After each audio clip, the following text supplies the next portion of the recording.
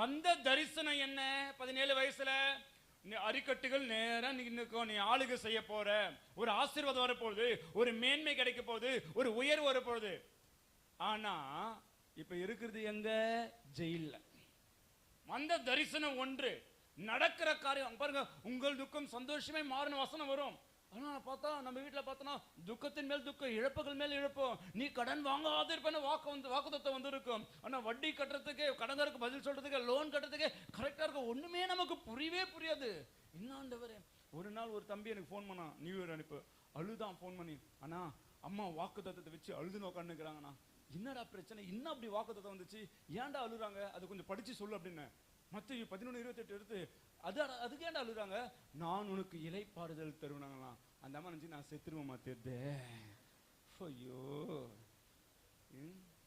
ஒரு இடத்துல ஒரு அம்மா பைபிள் படிக்க சொன்னாராம் ஒரு ஊழியக்காரு.